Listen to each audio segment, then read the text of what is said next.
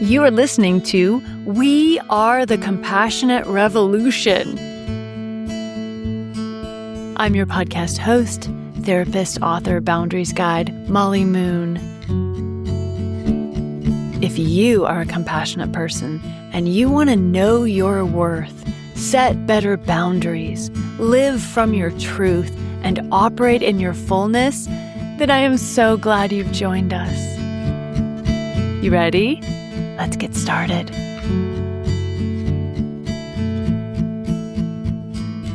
I have a special guest with us today, Molly Tucker, PhD. And the reason Molly's here, I could have you on here, Molly, just because. It's your fellow Molly, first of all. You're an amazing human being, have such a compassionate heart. We could talk about so many things. But what I'm excited to talk about today is Molly and Danielle Moyer, PhD, Monica Gerber, PhD, and Molly Tucker, PhD, have written an amazing new book called Saying the Wrong Thing, an acceptance and commitment therapy workbook. It's a book and a workbook. A book on how to speak up in difficult, controversial, or emotionally charged conversations, which the timing of this book could not be more powerful. So anyways, Molly, I would love to welcome you here and then also invite you to introduce yourself a bit to listeners, a bit about you, both professionally and personally, and then we'll get into how this book came to be. Lovely. Thank you so much for having me. I so deeply admire your work, and through our interactions, I've just come to love you as a person too. So it's a treat to be here. Treat to have you. Thank you. Yeah, I'm local to Tucson, Arizona, here in the United States. And I'm, as you mentioned, a clinical psychologist. And if you can believe it, it's something that I've wanted to do since I was in the 5th grade. Do with that what you will. Really? Okay, I might have to ask you some more about that. That's pretty cool. And so I love what I do now. It's truly a calling. It's a real honor and a gift to walk alongside people struggling with just being a person. It's not hard to relate to the things that any of my clients are going through. This has evolved over time into working with 2 colleagues and 2 of my dearest friends, Danny and Monica, on this book, Saying the Wrong Thing, which it's a real labor of love. It started out as just kind of musings between friends, but it kind of became a life of its force of its own over time. The best stuff sometimes comes that way, like an accident. Like, we should do something with this. Truly, yeah. I don't think any of us particularly wanted to be in the spotlight in any particular way in our lifetimes, but we're finding ourselves pulled there because people are interested. And I think we are starting to embrace it a little bit too, because it's something that we're good at as well. It's near and dear to our hearts. So cool. One of the reasons I wanted to start interviewing fellow compassionate people on this podcast is because of how so many of us have such good things inside of us. I mean, we just have not just these amazing traits that are so good for the world, but also it feels like all of us kind of geek out or specialize in these different, unique ways. You know, some people have a lifelong thing that they're just passionate about, but sometimes it's just an issue or a topic or a focus that comes along for a while. But so many of us have been conditioned to not take up space, not use our voice, not get out there in the spotlight, not want to have a big ego. You see people vaulting themselves forward and you're like, oh, I don't want to be that. Or there's 8 million other reasons why one would want to stay in one's quiet little bubble and never put anything out there. But then the world misses out on this beautiful stuff that we all have. And you did that. Give the audience a general explanation for what this book is about and the problem it's here to try to help people solve. Well, firstly, I would be remiss if I didn't mention that this work has not just been a labor of Danny, Monica, and I, but we've had some really amazing collaborators and workshop participants, as I'll speak to a little bit. So it's really been kind of a living, breathing, and continually evolving concept. They're featured in the book. That's what's so cool. You feel like you're meeting all these amazing humans as you read the book. It really has been such a treat for us to do that. And we really view this as something that will continue to evolve over time as more people read it and contribute to blind spots that we may not have considered. I just think there's something for everyone here. Why this topic? Why this focus? It started back in 2019. The three of us were hanging out actually at my wedding rehearsal dinner, and we were talking about how a lot of our clients were repeating this common struggle of wanting to speak up in different contexts in their lives, whether it was with family members and like work hierarchies, about political discourse, even in their partnerships with loved ones. And this phrase kept cropping up. I want to say something, but I'm afraid I'll say the wrong thing. And so we were kind of geeking out about that and then talking about how it really wasn't just our clients. It was something that we were running into a lot as well in our personal lives and professionally. And then, 2020 hit. We had the global pandemic. We've had a lot of political upheaval and a lot of social movements, a lot of systemic oppression that has been coming to the fore. And people wanted to say something, but it's been really scary to do so for a lot of valid reasons. And so we decided that we would kind of cobble together a workshop for the Acceptance and Commitment Therapy, or ACT conference, that we attend annually. And so it was kind of a way for friends to hang out and do something that was a common interest. But people really resonated with the content. The people who showed up loved it, and they got so deep and vulnerable that we were humbled by their reactions. And people started asking for more. Started getting invited to do talks in other venues, invited back to the conference, and publishers approached us, and the rest is history.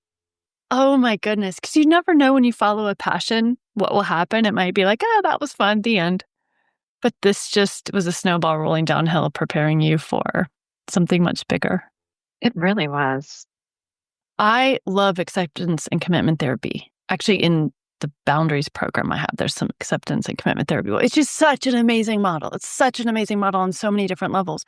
But what I thought was really cool about your book, this workbook, is that it's surprisingly an amazing primer on acceptance and commitment therapy for somebody who is actually interested in this topic. A side bonus of this book is an introduction to a modality that's incredibly helpful on a number of different fronts. You don't have to know a thing about acceptance and commitment therapy. You don't have to care about it, but you're going to benefit from it and gain these tools that are so useful in many other applications as well. Would you share just a little bit about acceptance and commitment therapy for the person who's listening and is like, or ACT for short, we often call it, what is that? And that sounds scary. So I don't know if I really, want to come any closer. It does sound scary because it's one of those empirically supported treatments that, it's a type of cognitive behavioral therapy, or CBT. It's considered to be part of this third wave movement, which basically means that it's sort of a newer brand that incorporates a lot of tenets of mindfulness, emotion regulation, and concepts like that. It borrows heavily, though, from ancient Eastern spiritual traditions. Mindfulness and meditation is not something new generated by psychologists today. What I love about ACT is that it's a life philosophy that really resonates for me personally. So it is easy to talk about how to apply it, the common pitfalls that we encounter, and how it can be helpful. I think some of just the foundational principles are that suffering is universal. It is just part of being a person. Life is hard. And if you care about things, that means you're also going to hurt about things. A non pathologizing approach. Nothing's wrong with you. This is just part of being human. Totally. And in a society that responds to quote unquote negative emotions as something that we should get rid of or eradicate, I think ACT is really a breath of fresh air in that it posits that these are actually really natural functional cues that are telling us something's off here. It doesn't mean that you're broken. It means that there is something happening in your environment or your relationships that requires your attention. And so we can start to respond to that like a guest in our home, with a friendly tenor, and to open our ears and our hearts to tolerate discomfort, especially if it means leaning towards the things that we care about most in this life. When I found ACT, it was like, oh, there it is. There it is. This was what CBT is the stepping stone to bring forth, because this is gold. What made you decide, and the three of you decide, to turn this into a workbook? Because that was cool. It's a book. This could actually be a book. There's so much in here that's just good reading. But then there's reflection questions and exploration moments all along the way. And the way you three ask those questions makes it really easy to engage. What was the purpose or rationale behind that? I think for us, I'll try to speak for my colleagues here, that a lot of the initial draw toward ACT, which I think all of us would consider our specialty, is that it's highly experiential. Even in graduate school, when we were receiving these didactics about ACT and how to do it, so much of it was requiring you as a student or a clinician to actually do all the scary, vulnerable exercises that you were asking everyone else to do. And there was lots of crying and processing and reflecting. And I think that's what makes it really real, though. And so it seemed natural for us to incorporate that experiential aspect into the book because it's really one thing to talk about doing hard things on an intellectual level versus getting in the muck of the scary feelings that show up when we actually try to do it. It's so true. I love that. Bringing it out of the realm of the mind, the theoretical, the analytical, because that's all great, but it doesn't impact lived experience, and bringing it into the body and our experiencing before and then our ability to experience something different in the future. Whew, powerful. Before we were meeting, I was thinking how I grew up in a family that welcomed talking about hard things. And that didn't always mean, sometimes they were like leaving the dinner table in tears. We disagreed over something. But there was an interest or a curiosity in why things are the way they are, and it was okay to talk about it. And I remember one time I was dating somebody and went to their family's house for dinner, and it was an offhand comment because nothing had even been said. But I remember one of the parents talking about how we don't talk about politics and religion at the dinner table or anywhere else. And it was so different from my family because we'd sit down to dinner and talk about all sorts of things. But the thought of talking about potentially conflictual things was considered bad manners. And interestingly, that family then did go, there were no skills to talk about hard things.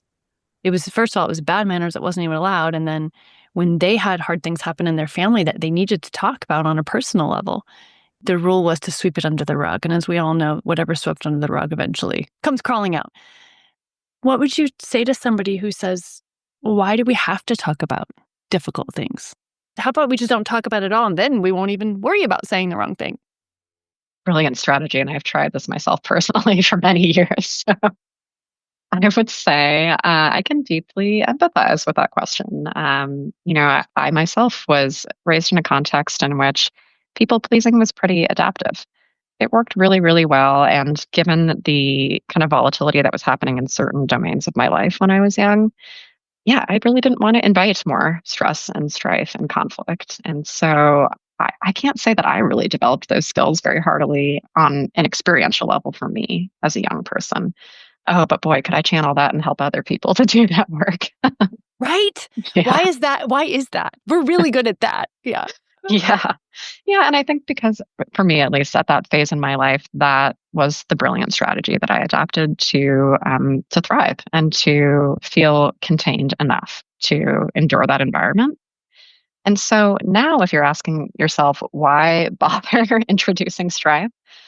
That's a really personal question. And I'm guessing if you're listening to this podcast, you have gotten to a place in your life where you're maybe yearning for more authenticity, maybe to take up more space, maybe to really begin to give color to who you are, what your true preferences and opinions are, because that can be kind of a blank space for a lot of us. And it's really exciting to develop, but it's scary. And so that might be your why. But there's all kinds of whys for doing this work too. We're so good at keeping the peace, many of us. for many reasons. Sometimes for safety, just sometimes we're just such empathic people. You can feel the tension of the other person and you just know it'll make it worse and you don't want to cause anyone pain. There's, a million reasons for wanting to keep the peace, not wanting to rock the boat, wanting to walk on eggshells. Sometimes our safety depends on it. But what does happen over time again and again and again is it works while it's working. But then our environment changes and we could be speaking, but we don't. We don't even know how to anymore, or, our system's like, nope, we don't do that. And it is like the color starts going out of the world. It really is because we're here, but we're not actually here as a full being. So it really does start robbing us of our emotional health. And it's interesting how many people come in then later, how many of us, come for help, for depression, for anxiety, for things like that. And sometimes the root of that is sort of the disappearing of self that's been happening for a long time, that's finally coming out in physical mental health ways. I really think that's true, and not to diminish the role that biology or that genetics can play in some of these pathologies, but at least in my experience working with people, there is such an environmental component of that low grade stress or high grade for many people of not being able to be your authentic self. Your body is kind of constantly humming, trying to tell you like something's off here, something's off here. And it's very exhausting. And I think it really takes a toll and can impact not only your emotional health, but your physical health as well. That might be the cue that leads people to, your boundaries workshop or to a book like this or to their own therapy journey is just noticing that something's off and maybe it could be different. So good. And something like this book provides really practical tools for exploring this and figuring out what to do next. If we haven't been given these tools, or if you're given some tools, but not others, I find a lot of times there's the ability to say something and then either immediately shut down when it's not going well, or get mad, get explosive, get whatever, lose tempers. And then for compassionate people, we feel like assholes after that happens. We're like, oh, no, see, not saying it anymore. You know, that proves it. Could you talk a bit about psychological rigidity versus psychological flexibility and how that impacts our ability to have conversations at all about difficult topics? Yeah. So psychological flexibility is, I guess, if you had a goal in ACT or in mental health treatment, it's what we're moving towards, which is the ability to kind of fluidly, depending on the context, respond in different ways that are aligned with your values, that are open and honoring of your experience and open and honoring of other people's experiences. And the flip side of psychological rigidity is when we get really locked into believing stories that our mind might be telling us about who this person is, what it means that they're saying this, who we are as a person, that there's sort of one modus operandi for all contexts. And we can start to experience interpersonal strife and intrapersonal strife when we become inflexible in the way we respond to the world. So, this book is geared to help people to start to, on a case by case basis, start to examine our relationship to our thoughts, to our feelings, and to the body sensations that we're experiencing at any given moment, and to use our values as an anchor to help us choose rather than acting on autopilot how we would like to respond. I often think of this as like brain yoga. Sometimes when I think of acceptance and commitment therapy, I'm like, we're just learning to become more flexible. And, I see my brain in various yoga poses, like, oh, look at that. Because we do get so locked into ways of thinking, ways of perceiving internally and externally as humans. It can happen. And I think it really can, depending on one's culture or subculture, I like to use the word programming because it's a broad, legitimate term for kind of like we get sort of programmed to think in certain ways also that are that can be psychologically rigid. And depending on what little subculture you come from, or subcultures, I should say, there's varying levels of flexibility and inflexibility about the way we perceive ourselves in the world. I think about in a personal situation, if I believe that somebody is terrible, then the way I'm going to approach them and all of my behavior towards them is going to be filtered through that belief. And that's fine if it's true. But if it's not true, it's really too bad. I'm missing out on whatever could have happened because my stance, my orientation towards them is going to be I'm going to come into a difficult conversation with them with my shields already up, zero curiosity, ready to defend my ground, or I'm not going to have a conversation with them at all because they're a terrible, horrible person, and why would I even want to talk to them? I think many of us also have been on the other side of this, where we've had somebody think that we're terrible, horrible, or believe something about us that's not even true. But you kind of can't have a conversation with them at all if they're stuck in that spot. But then I'm thinking also of the macro. I mean, our world right now, and speaking as in the United States, hey, what? Yikes. This is happening right here, right now, all around us at a much larger scale. It's been happening. It's always happened. But we're witnessing it happening much more openly right now in a way that more people know about right now because of the age of modern technology. This topic, the ability to handle differing views and differing understandings and differing perspectives, this book is needed more now than ever. Something I like about this approach is that it allows you to assess how you want to show up in terms of authenticity or advocacy, whatever the value might be. And the answer differs every single time depending on the context. There might be times in people when it actually isn't very safe or effective to engage in a difficult conversation about a controversial topic. And so you can do a kind of a quick mindful assessment to evaluate that and decide, you know what, I'm going to step back on this one. I don't think that's going to serve me or anyone. But we can also catch when we are starting to make automatic assumptions about people based on these rules that are overgeneralized. And that, I think, in this world could be really helpful to engender a stance of curiosity and compassion rather than judgment and fear, which I think is driving so much of the strife that we're seeing today. So well said. And I love that you brought up situational safety. And I love that the book, does it call it situational safety in I the think book? so, Yeah, I think yes. so too.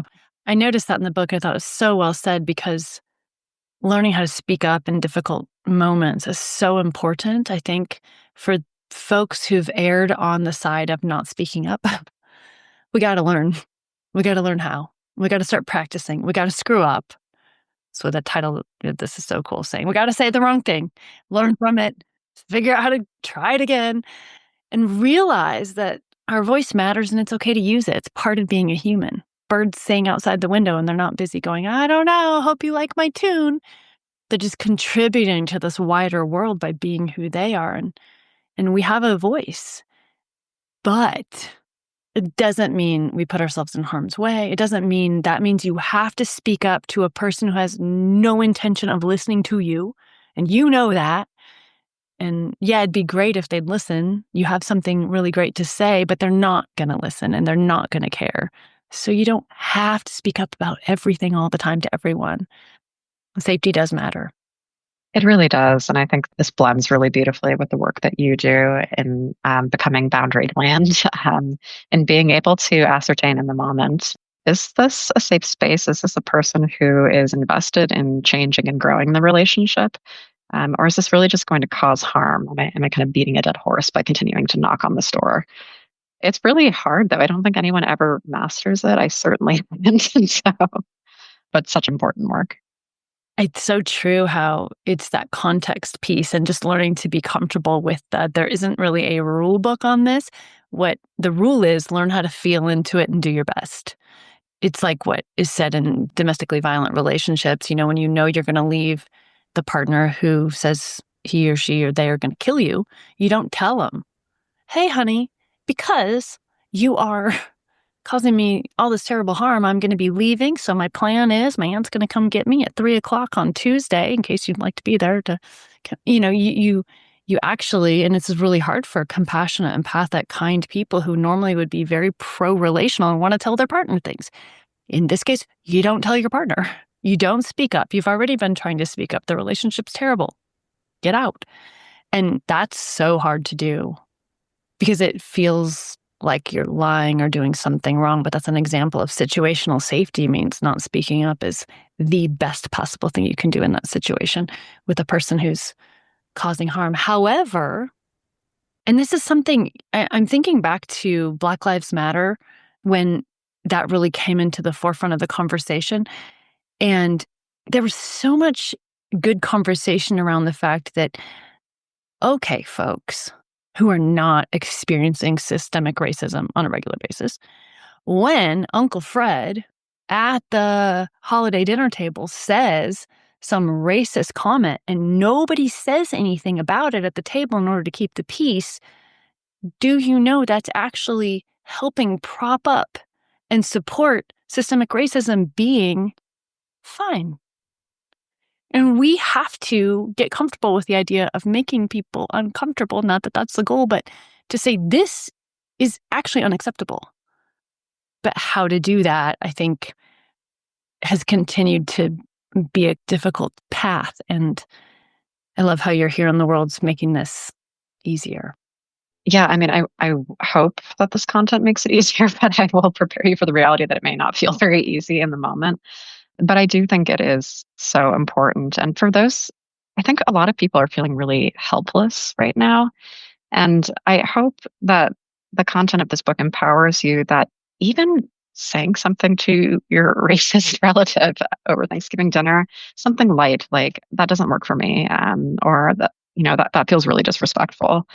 That makes a difference. That is a small step towards advocacy values. And if more people were doing that in these small ways, I think a lot of change could happen, but it does require you to tolerate discomfort. And if you have a rule book that says tact is the most important thing, that's going to feel weird the first few times that you try to do it. Gonna feel wrong.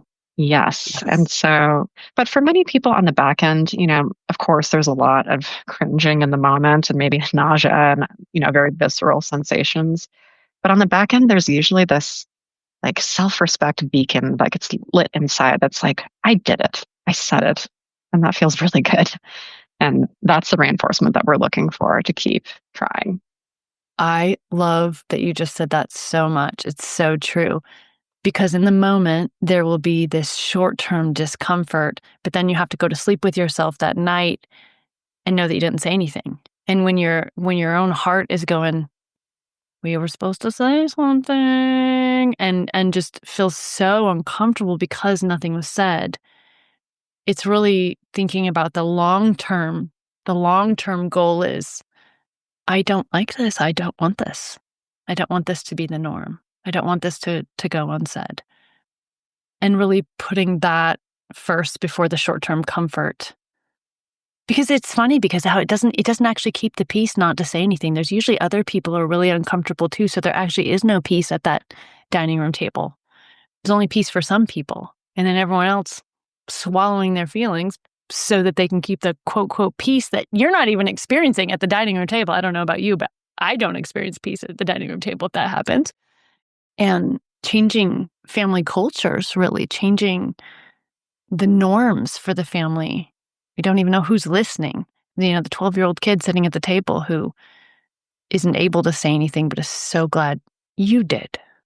And that changes the game for them. Truly, these actions, they're really not just for us. It's a gift to humanity and to the people that you encounter because every time you speak out, that reverberates to everyone who's listening that might be afraid about speaking out in their own contexts and lives.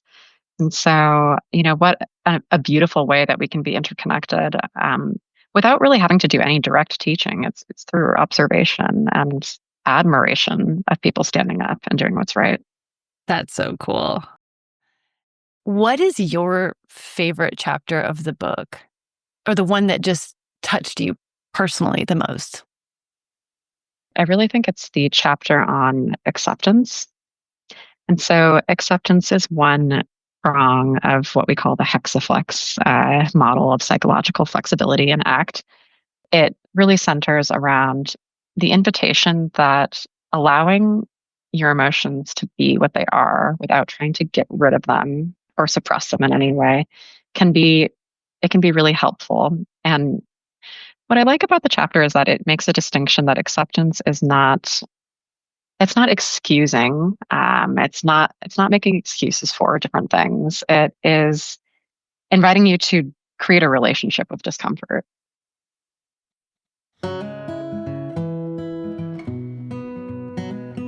Hey, my friends.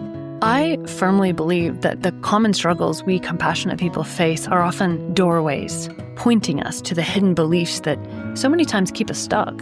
So if overgiving or people-pleasing or guilt around boundaries has been holding you back, I created something to help. It's called the Boundaries Breakthrough Mini Course, and right now, it's totally free. So if you feel the tug to grow in your boundaries journey, this is for you. You can start today at boundary.com/breakthrough.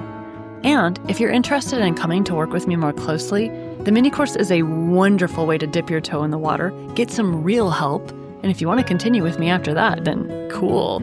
I would love that. Boundary.com/breakthrough. It's really good stuff. Have fun.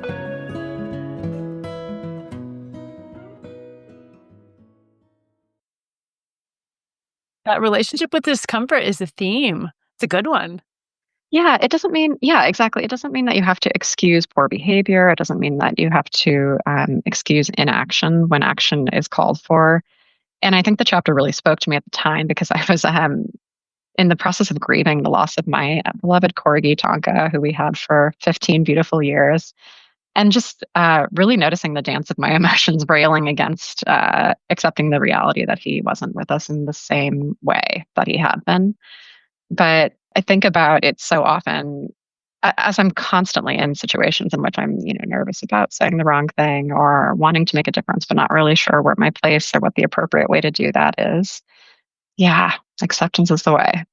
It's such a beautiful act of giving ourselves permission to be human beings too, really, which is something we're so good usually at allowing for other people, but just to allow the space inside of us to have a body that has a nervous system, that has emotions that well up, that come and go, a limbic system, the feelings that we actually share with, I think, all mammals: grief, loss, joy, anger, hurt. It's kind of neat how if we give ourselves permission to be, then there's also a natural sense of we actually give others more space to be. And again, like what you said, that doesn't mean the behavior is okay. That doesn't mean we're not going to talk about that behavior, but just a more of a gentleness with the human condition, Mhm. the fact that we're just humans. It's totally interwoven with compassion as well, which is another of my favorite chapters. And it harkens back to that premise that suffering is part of the human condition. It's something we universally experience.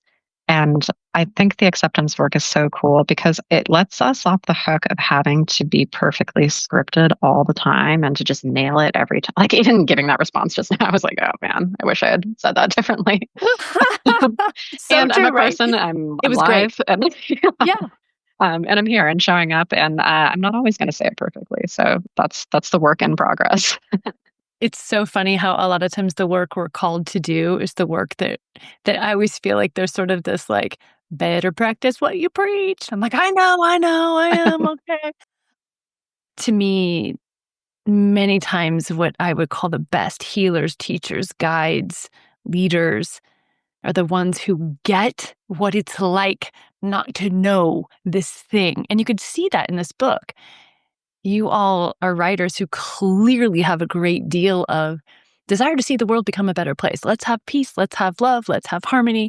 You know, writing a book about saying the wrong thing. It's just so cool because it's not like someone who doesn't care about saying the wrong thing, writing a book to tell all of you sweet people how to buck up and like develop harder skin and just say it. No, that's not how this book is written. Yeah, it's even broken down sort of physically like that, where you can prepare for conversations in which you might say the wrong thing. There are strategies for when you're in the moment and it's happening, you're saying the wrong thing or someone else is. And then on the back end, where it's like, dang it, I said the wrong thing. What do I do? And I really think those are the people that I admire most in leadership and just in life are the people who can be like, you know what, give me another try. Let me try that again. That did not come out the way that I wanted, and that I don't know. It creates an instant feeling of connection and just shared humanity. I so agree and trust. What's so funny is we think that by not admitting that we just said the wrong thing or did the wrong thing, that if we admit that in a vulnerable way, we're somehow going to lose the trust of people. Now they'll know we're not perfect. But what I always think when I'm working with leaders, I'm always like, newsflash, your team knows you're not perfect. They know more than you know how not perfect you are. And when I think we as leaders just admit it and laugh or make it right or whatever it is that needs done, I know that for me, I trust leaders who do that way more than I trust leaders who pretend like they've got it all together. Because if you pretend like you've got it all together, your ego's in charge. If you own up and go, I said that wrong, let me go back and make that right. I'll follow you anywhere. This is great. Absolutely. And it's so true across all relationship contexts. I think, whether it's on a macro level with leadership, or, on a more micro level in our relationships with friends or partners and, So true. work relationships, Kids, our kids, children. yeah, parenting. Yeah, constant evolving process of admitting I messed that up. Let me try again. I know. When I started parenting, I'm like, I'm going to get this perfect. My parents did it wrong. I got this. Oh, yeah. And then I couldn't have, just by my fifth child, I'm like, I think I got this now. But sorry, everybody. Sorry. Thank you for your It was, contributions. I know. It's horrible, but you're like, I really truly wanted to do my very best, but I didn't know what to do and how to just own that and honor that and be real about it. What else are you going to do? Pretend like that didn't happen? That's Oh, certainly one route that many people take, but I know in sadly, my personal life and in work with clients that the most beautiful parent-child relationships are the ones in which parents can own that they made mistakes, apologize, and a good apology in which they a real offer one, right? opportunities for repair and actual change results. Yeah, but parenting is a great context in which this shows up. It's a beautiful thing to model being a human. I still actually wish had been perfect. Like, I literally wish that so much. That would be what my head always wishes. But if you can't be perfect, model how to be human and say, oh my goodness, I want to make that right. And now that I know this, here's how I'm going to do it differently going forward. That's like such a powerful relational trait in every front, whether you're CEO, mom of a toddler, you know. Well, and how does that information, that remorse that you didn't get it perfectly right, what does that tell you about the kind of person, what matters to you, the kind of person that you want to be? And how can you use that to drive your behavior in the here and now? I love that. So, in a family system, and I especially think this is relevant because people who are trans are just getting bashed on right now so bad. Mhm. And what happens for me, I don't know if this happens for you, is the faces of the people that I love who are trans or non-binary come to my mind, and I'm like, ah, it makes me feel so sad for them and want to speak up. So if somebody has a trans person in their family who just came out and just opened up, young adult, and there is another side of the family that doesn't believe that being trans is real and believes that that is, this person's brainwashed or whatever, and refuses to accept the person's gender, name, pronouns, no matter what. And in this particular conversation, the family member told the other family member in private, kind of, like in this sort of a gossipy way, not intending to gossip, I don't think, but like, I can't believe that so and so thinks they're trans. That's so wrong. It's such a shame, blah, blah, blah. So it was a safe moment where the other person could say something, but they didn't say anything Mm. because it was like, what do I do? Didn't say anything and then felt terrible afterwards. Here's my opportunity to advocate, and yet they froze. Can you share whatever's coming up? I know this could go many different ways, but whatever's coming up on your heart. I mean, first of all, I feel such compassion for the pain that trans individuals are going through. This is not a hypothetical example. This happens all the time. No, this is a real situation that I just heard about. Exactly. Yeah. Wow. And my heart goes out to the person who didn't speak, even though they care as well, because that happens sometimes that we just freeze. It's like a fight, flight, or freeze response because there's a lot on the line. It might be the relationship that you have with this person, or it might be your relationship around your values of advocacy. And so I just want to normalize that that happens and it's okay. It doesn't have to be the end of your journey toward moving towards your values around this.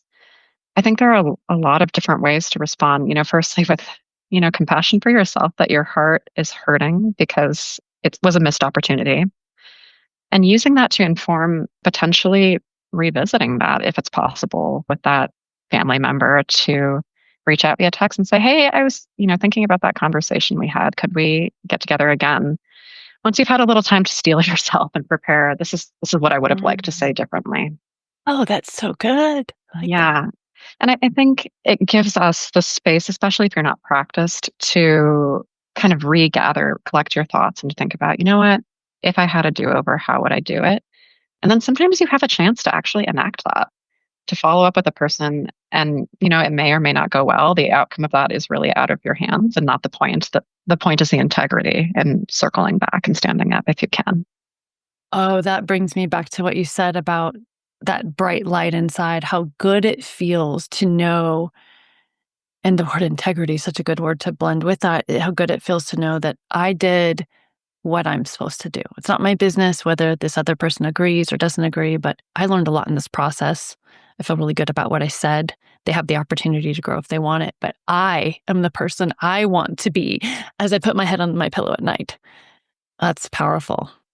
Yeah, and I hope it offers some comfort that you may not nail it the first time, but this work, it's actually not for changing the hearts and minds of other people, it's for you.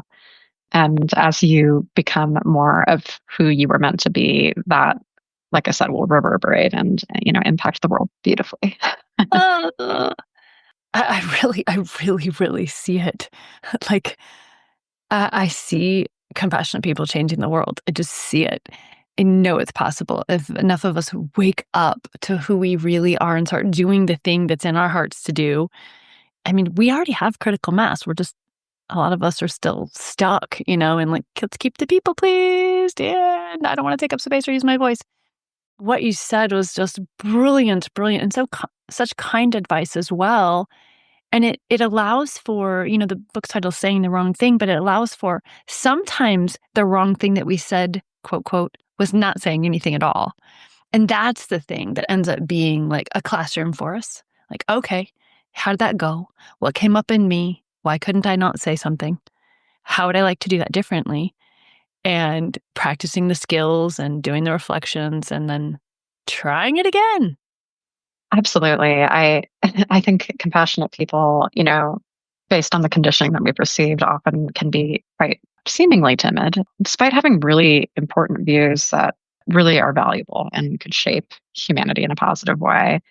And so if this group of people could be brave, please be brave.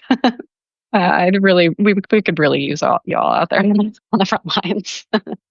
It's so interesting. What if we all started saying one thing just once a week that we normally wouldn't, when we would normally close our mouth? Because what's funny is we actually have a lot of opinions. You get compassionate people talking, they got opinions about the world. They got opinions about how things could be, how things should be. What would it be if there was a world in which we honored self and honored others? We have a lot of opinions, but we're all just sitting there quietly while other people are feeling really fine about opinions that dishonor other people, Mm. that honor one group while dishonoring another group. And it's just, the world doesn't become a better place when one group is smushed so that the other group can stand on top of them. It doesn't work. And it doesn't even matter which group's winning. It's shit. Like, Mhm. it doesn't, at that point, it doesn't even matter what side in one sense. It's just going to be a different version of awfulness. But there's so many of us who see and feel that things could be different. if enough of us decide to step into our power, they will be in a really beautiful way, I think. It's like a challenge. We should make it a challenge. What would the name of the challenge be? Yeah, it sounds a lot like committed action. Oh, thanks. Way to bring in act, Yeah. psychologist Molly. Yes. Bringing it back to therapy. I That was mean, good. we really should invite the listeners and maybe even ourselves to think about, what is one thing that we could do this week, one bold move Oh that would my move us God. slightly closer to our values, even though it feels a little scary. I love it. Do it in love, but do it Yes, boldly. exactly. Yeah, bring the fear along. One of my business mentors once said, courage, I'm going to say this wrong, but courage is not the absence of fear. It's wetting your pants and doing it anyways. And I Yeah. thought, that's a really good way to put it because sometimes it's literal terror and just doing it anyways because, hey, Yeah. Well, and getting to the other side of it and realizing that you didn't perish. And if you do that often enough, you can start to retrain your nervous system, I think, that the straits are not maybe as dire as they feel internally. I didn't die. Hey, look, I've actually thought that before. Hey, look. I mean, there's the things I thought that were going to annihilate me have been many, and they haven't yet. Maybe someday one will, but hey, it is so true. Like the brain actually it's so trained. It's so trained to lead the way from fear. Therefore, that means anything that's going to cause any potential threat to safety can't be done. And as long as our brains are in charge then of us from that fear-based vantage point, we're not going to do anything. We're certainly not going to use our voice. We're certainly not going to practice. We're certainly not going to do anything that might mean we'd say the wrong thing. But then what does that do? It means nothing changes. So true. Yeah. I think that, evolutionary fear response, once so adaptive in situations that truly were life threatening, but now gets kind of overzealously applied. And yeah, of course, we want to avoid discomfort in anything that is a threat. But as humans that have theoretically evolved in many ways, what a beautiful opportunity to use these higher levels of thinking to actually promote change for the betterment of our entire species and of the world and all the animals and plants and wonderful creatures in it. Maybe what we could do is one bold thing. So I'm going to do something. I don't know what it is yet, but I'm going to do something where I would normally not. My brain's already like, Mom, we're already doing stuff. I don't want to do anything, but this is One already more. hard. My brain's literally whining already. I think that's how we co-evolve or co-create this change that the humans are in, though. If we learn how to lead our nervous systems and lead our brains into understanding, we're not going to die now, mostly, for those of us who are lucky enough not to. We're not going to. It is okay. In fact, the world needs us. For the humans to be able to prosper, we need to do this actually for our continued survival in a happy way. Or we're going to have continued survival in a not happy way. Like, Mhm. pick. We have to it's like retraining something to grow in a very different way, but if we do it, if we figure this out and if we do it, the next generations get to see it modeled so they begin to just pick up on it, just like, the way imprinting works. And 3, 4 generations down is just now the way it's done and the way humans are, the way it is to be a human. Nobody has to learn anything. And I think that's we are in this pivotal shift of humanity. And so if this idea of like do one bold thing, use your voice, do the thing, speak up, whatever it is, take up space, whatever that is for each Mhm. person, if we just committing to do one thing, working through the discomfort each week, we're beginning to participate in something. If we can't do it for myself, we can do it for others. Because there's a lot of people hurting right now. Because there's a lot of people that stay silent when terrible things happen. Totally. And I think so many compassionate people identify as being sort of selfless. And so that can be a beautiful quality if used mindfully. But if you're that kind of person, if you can't muster the will to do this for yourself, then do it for someone you care about. Do it for a child, a friend, someone else that you love in your life, and see if you can use that as a motivating factor.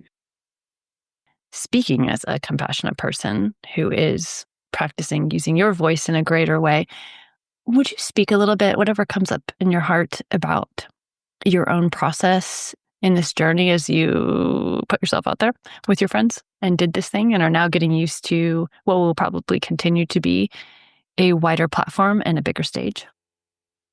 It's been an interesting and challenging journey, but the degree of challenge has absolutely matched the degree of reward. A few years ago, I would say, I had kind of reached this zenith in my career. I got the PhD and opened the private practice, and I had just been steeped in academia and empiricism for a decade of my life. And I suddenly was feeling this real pull toward play and creativity. It was just this like dormant part of my personality that was calling to me. It led me to pursue, we talked briefly about Julia Cameron. It's The Artist's Way. It's this 12-week program that originated in the 70s. And I thought tritely to myself, "Oh, I'm just going to make more art." But I ended up excavating a lot of childhood traumas and blocks and things that really influenced why I became the kind of person that kept people pleased. And that was a really good listener and was really good at tending to other people's gardens, as you would say, and ensuring that others' hopes and dreams were fulfilled through that journey that led me to your boundaries workshop. And that was very uncomfortable to realize that I I had a remember very, at yes, first. yeah. Yeah, was finding that I had a very underdeveloped sense of myself. And being willing to be in pain with that, though, allowed me to start getting my tendrils out of other people's gardens and to start growing roots in my own. And this book was germinating as I was going through that work with you. I remember you talking about it a little bit. Yeah. It's so cool. Yes. Oh, it gives me chills. Yeah, it's been wild. It's almost kind of cosmic the way these factors have all coalesced together. And so I have really had to put my money where my mouth is and start to get brave as we have put this concept out there and people have taken interest. That naturally means that people are looking at us and talking to us more. And that feels cringy when I'm used to being kind of this amorphous, therapist on the other side. But like I alluded to at the beginning, despite the challenges and discomfort that I'm enduring even now, the level of connection and the like beauty of finding your people, like they're finding me, is priceless. Because you put yourself out there and now they know where to come. Yeah, it just fills me with a zeal for what's going to come next and the people that I'm going to get to meet and continue to develop relationship with. Oh, it gives me chills. And talk about practicing what you preach as well when we're talking about becoming comfortable with discomfort, that discomfort that leads to growth. That's a good discomfort.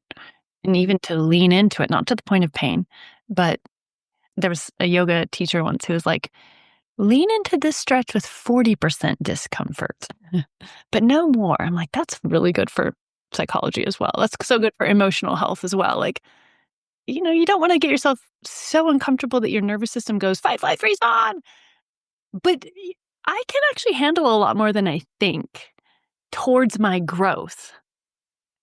And I loved our work together. Oh my goodness. And then all of it kind of ended up preparing you just perfectly for the next thing, that book that was wanting to be birthed. Now it's here. What's next with this? Or is it still quietly germinating in the dark? A little bit of both. I'm beginning to see, even through this podcast, I never thought I'd be on a podcast someday. And You'll be on more. yeah, I wonder. There have been a lot of people that have been reaching out about the book, even though it's yet to release. I'm curious to see where those conversations will lead and whether it will lead to connecting in different venues with different kinds of people. So my co-authors and I have agreed that this is life-giving work. It does not feel draining, and so it's something that we want to continue to evolve. And I'm sure once the book comes out, there will be blind spots in areas that are unexplored and places to be excavated. And I hope those come to the fore so that we can continue to grow this concept. And I think it's starting to influence my professional work as well and the types of people that are gravitating to work with me. So, although it is a little nebulous still, I could see saying the wrong thing becoming an increasingly important part of my life as I move forward. So by the time this podcast comes out, the book will actually be out there, by the way, because it's in November 4th. November 4th. And I would love you to tell people where to find your book. Also, where to find you, because you're still operating as a psychologist in private practice. And it's California and Arizona that you're Yes. in? Yeah. Yeah. I'm licensed in California and Arizona. So any folks who reside in those states that might be interested in working with me can find me on my personal website, which is mollytuckerphd.com. And regarding the book, if you would like to simply learn more about the content, you can visit our website, sayingthewrongthing.com. And you can also reach out to the authors if you have questions or contributions or areas of interest we can pursue. We would love to hear from you. And the book itself can be purchased at a 25% discount on the publisher's website, se.com, using the code SPEAKUP25. Oh, and is that still going to be good after November 4th? Yes, it will. The discount will still be active, so Sweet. take advantage. Thank you. And it's also available for purchase on Amazon as well. And as with everybody that I interview that has a book, if you love somebody's book that is featured on this podcast and you want to leave them a review, really helps out with book sales, helps other readers know to get that book. That's pretty cool. Because you don't write a book to make money. That's not how it works. Yeah, it's a labor of love. It's literally a labor of love. Yes. And I think that's so cool. I think it'd be really cool. Maybe, what if through the end of 2025, if we just commit, all of us listening, to doing one bold thing, something that's a little hard, something that we wouldn't normally do, something we normally say no to, but it's authentically something that we know. We need to start practicing discomfort, playing around with this thing. Maybe we say the wrong thing. Then we'll learn from that. We need to speak up, use our voice, take up space. Once a week, that's it. This is easy. We got this. And what if we just lovingly support and cheer each other on in our own little self-made support groups? And if you'd like to join a bigger conversation, we could do that in We Are the Compassionate Revolution Facebook page. What do you think about that? Do you have any other? I love this concept. And actually, Danny, Monica, and I had been toying with the idea of having a space on our website where people could enter their bold moves. And so maybe we can merge these dreams together. Yes. Tell me when you do that. If it's in time for the show notes, we'll put that in there. Okay, so check the show notes. Yes. If Molly and her crew has something for this, I'll put it in there too. Because I feel like after, you folks wrote this book, it'd be cool to be able to have people email you with what they did. And it's so invigorating to see the bold moves that people make, and it really inspires us to step up our game a little bit too. Yeah, so that's great too. All right, so we'll leave it ambiguous. Check the show notes. A way will be made. We just don't know what it is yet. But definitely just doing this with 2, 3, 4, or 5 other people, that's so doable. Absolutely. I got this. Like one other nice person who would like to speak up more. We all know somebody. Yeah, and it doesn't have to be a huge daunting task. It can be choosing to learn more about an issue that you don't know a lot about, by watching something for 15 minutes, or it could be reaching out to somebody that you don't share the same view and getting curious about their stance or sharing a little bit of yours. There's just so many baby steps we can take. Molly, this was an absolute treat. Again, I for listeners, I love sharing people like Molly Tucker with you all because I know you genuinely are. You're such a gentle, loving human being.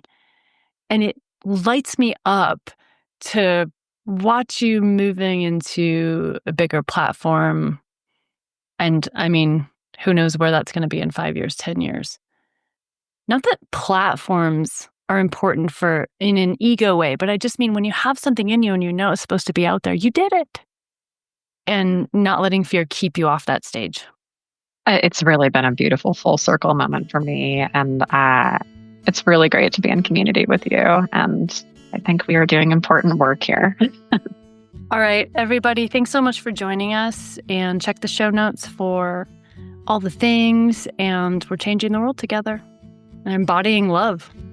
That's the point. And that's how we change the world. So thank you, Molly. Thank you. My compassionate friend, I am so glad you're with us. We are the Compassionate Revolution. We are the change the world needs, and we're becoming it. If you loved this episode, please share it with a friend or give this podcast a 5-star review. I'd appreciate it so much. And if you'd like to get practical and work with me more closely on boundaries, you can come visit me at boundaried.com. That's boundaried with a D.com for amazing resources. Because this is how we do it. One action at a time. We are moving into our power. And I'm so proud to be in this movement with you.